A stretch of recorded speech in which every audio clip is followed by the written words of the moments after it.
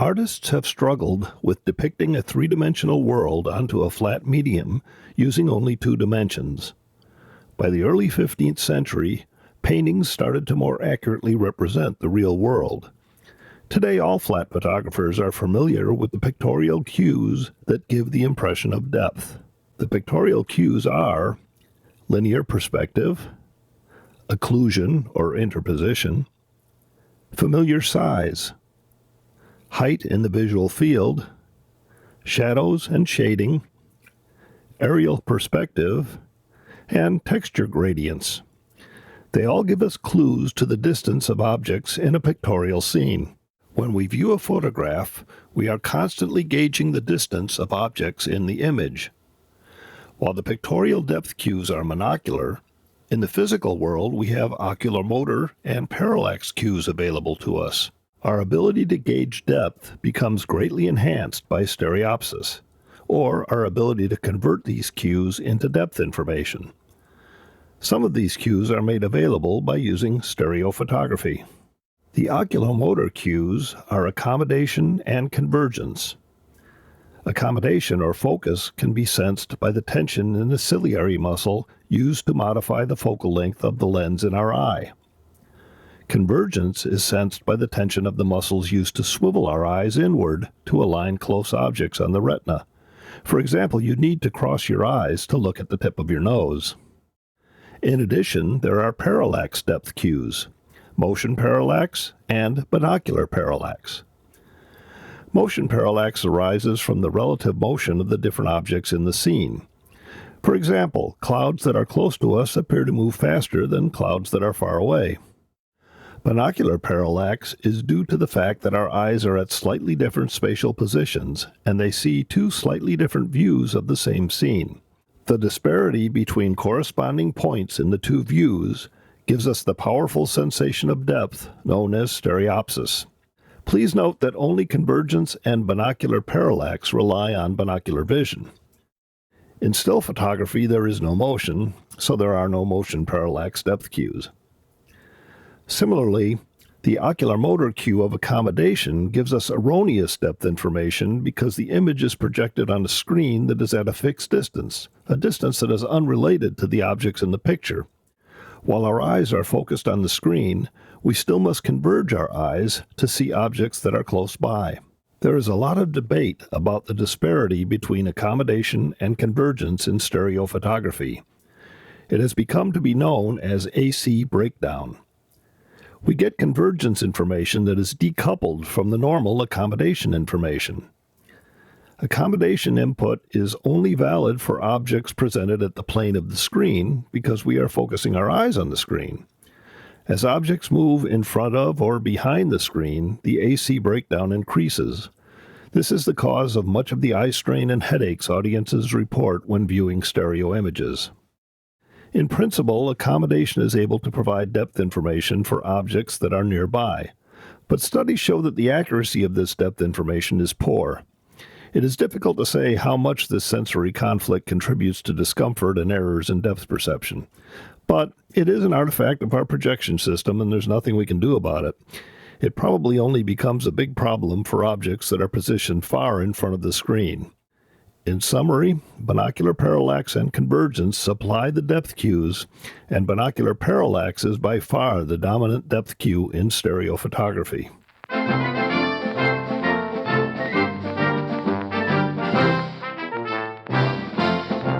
Stereophotographs should showcase images that give us depth cues primarily from binocular parallax. The pictorial depth cues commonly used in flat photography are fine, but an image with only pictorial depth cues and no binocular parallax is not desirable, even if it's a fine image. Good stereophotographs should feature images with binocular parallax. Visual sensitivity to binocular parallax falls off with distance as the parallax decreases. A good stereo image will have nearby objects we can use as a depth reference. As objects appear further back in the scene, the three-dimensional effect will diminish and the scene depth may fall off into a two-dimensional backdrop. The primary area of interest for a stereophotograph should be within the three-dimensional space we perceive due to binocular parallax. There are a few rules of stereophotography that arise from our reliance on binocular parallax and convergence. The most universal rule is that everything in a stereo image must be in sharp focus. In two-dimensional photography, a very small depth of field is often used to draw your eye to an in-focus subject. This is acceptable because we are not getting any binocular parallax depth information from the image. In the physical world, whatever you look at is always in focus. When you look at something with a lot of binocular parallax, you know it is close, and your ciliary muscle will focus your eye to the close object. This is done automatically by habit. If someone looks at a part of a stereo photograph that is out of focus, it looks unnatural, and it can be quite disturbing because we expect everything that we look at to be in focus. This rule should never be broken. However, there are some cases where a good argument can be made to include out-of-focus elements, but you risk causing discomfort to some percentage of your viewers. Motion blur of fast-moving objects is considered acceptable in motion pictures, but it is undesirable in still photography. A stereo picture should look like a real scene viewed through a window. This window is called the stereo window, and it is part of the photograph's composition. The stereo window is the border of your photograph, and it acts like a real window. Mastering the art of stereophotography requires a deep understanding of the stereo window, its placement, and its use and abuse. Let's examine how a real window works. Imagine some objects in the distance. What do we see when we look at them through a window? Your right eye will see a bit more of the scene on the left side than your left eye. Your left eye will see a bit more of the scene on the right side than your right eye. The same is true looking at a stereo photograph. It is just like looking through a real window. Now imagine we want to photograph these objects and project them on a screen. The edges of our photograph define the window through which we view the composition. When we project, we generally place the stereo window on the projection screen. The stereo window then corresponds with a real object in the room that looks like a window, the projection screen. There is a very important rule in stereo photography. Objects must never break the top, bottom, or side edges of the window. In real life, if someone pokes a rod through your window, you will see the part of the rod that is inside your house. In the case where someone pokes a rod through your window and the part of the rod that is inside of your house is outside of the bounds of your window frame, you can still see that part of the rod that's inside the house. But remember that in stereo photography, the edge of the picture defines the location of the window. Because there's no image information outside of the window frame, you will not be able to see the part of the rod that's inside of your house. If you look at a stereo image of this rod poking through the stereo window, the close end of the rod at the edge of the window is closer to you than the window. But in real life, that's impossible. Your visual system has never encountered this situation because it can never happen in real life. So the image is very disturbing. You may not know what is wrong, but something is very unnatural. We call this breaking the window. Breaking the window along the left or right edge is very obvious because we have the vertical element of the window as a reference. Breaking the window at the bottom or top of the frame may not be quite as obvious, but it still causes discomfort.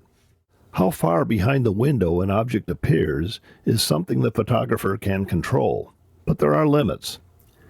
When we view an object that is very far away, at essentially an infinite distance, each eye is looking straight ahead. When we look at the tip of our nose, each eye is towed inward and they are crossed. In stereo photography, it is possible to place an object beyond an infinite distance, causing our eyes to tow outward. This can never happen in real life, so it must be avoided in stereo photography. Corresponding infinity points on the two images should never be further apart than the distance between your eyes when projected on the screen. Of course, the interpupillary distance varies in the population, but the average is 2.49 inches. We know from anthropomorphic data that 84% of adults have an interpupillary distance of 2.33 inches or greater. So keeping the separation of infinity points to less than 2.33 inches is a good practice. Objects may be placed anywhere in space. Some objects may be behind the window, and some may be in front of the window. Sometimes the area in front of the screen is called audience space because it is on the audience side of the projection screen or window.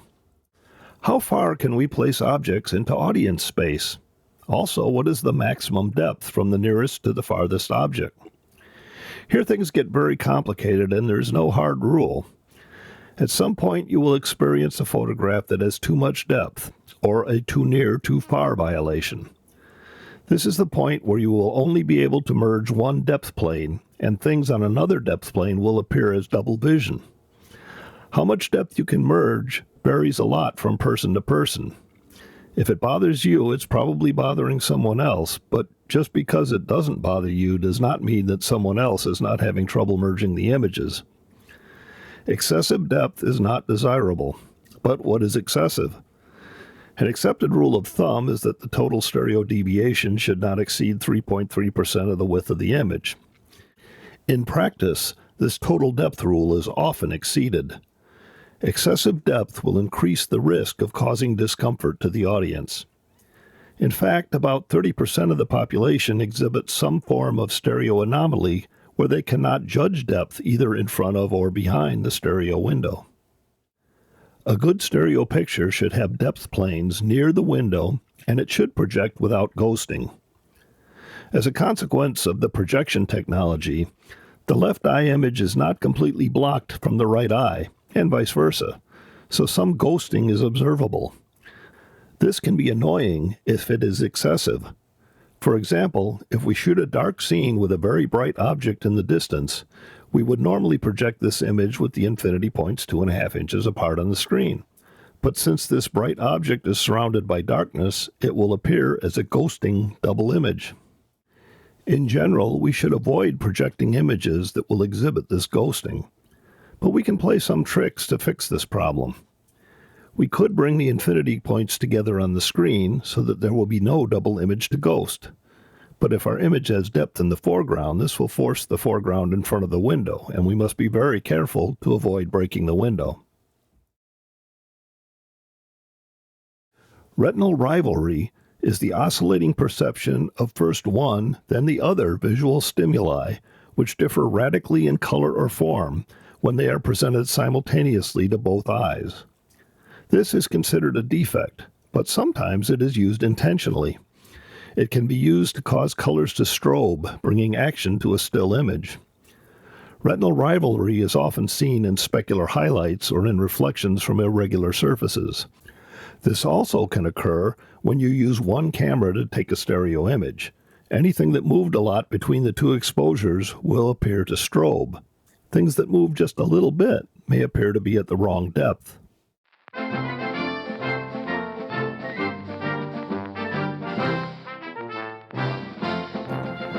Pseudoscopic stereo occurs when objects that should be close to you appear far away, and far away objects appear close. The depth in the image is reversed. This occurs when you swap the left and right eye views. This normally would be considered to be a mounting error, but it can be done intentionally for artistic purposes. Hyper is a prefix that means over. Hyperstereo refers to an image where the depth is exaggerated. Our eyes are about 2.5 inches apart. If the stereo camera lenses are 2.5 inches apart, it will take an ortho stereo image, and we will perceive the depth to be normal. Ortho is a prefix that means correct. If we move the lenses of a stereo camera further apart, we can increase the binocular parallax in the image. This can allow us to perceive depth farther into the distance than normal. The camera lenses can be placed hundreds of feet apart, allowing us to see depth in an entire mountain range. Our brain still thinks our eyes are 2.5 inches apart, so we see the scene as if we were a giant with eyes hundreds of feet apart. This causes us to perceive the scene as if it were a miniature. We know that we can never see binocular parallax depth when looking at mountains. So since we see depth from parallax, we must be looking at a small model of a mountain range. This technique is often achieved by taking pictures with the camera on a moving object. For example, if we shoot two images out of the window of an airplane 1 second apart, and the plane is moving at about 600 knots, Then the plane moved 1,000 feet between the two images, giving us a stereo image pair with 1,000 feet of separation. Hypo is a prefix that means under. So a hypostereo image is one that's made with cameras closer together than 2.5 inches. When we take a stereo photograph of a very small object, we must bring the camera lenses closer together. Similar to hyperstereo, hypostereo causes us to believe that the object is bigger than it is in real life. Masks are often applied to stereo images in order to simulate an object breaking the stereo window. If the actual stereo window is masked and a hole is cut in that mask to let you see an object, that object will appear to be breaking the stereo window. This technique is also often used with a photo of a picture frame. A mat is cut in the frame to let you see part of the image, giving the illusion that the object is in front of the picture frame. The stereo window is normally set to correspond with the projection screen. There are cases where the window can be made to float in space in front of the screen. We have discussed defects like ghosting and exceeding the maximum stereo deviation allowed on the screen. A floating window can be used to ameliorate some of these problems. For example, take the case of a white object in infinity that is ghosting. If we move the infinity points from 2.5 inches apart and pull them together so they coincide on the screen, the ghosting goes away. But the stereo window is now floating in space in front of the screen. Some people find this quite uncomfortable, and some don't even notice. That concludes your introduction to stereo photography. I hope this helps.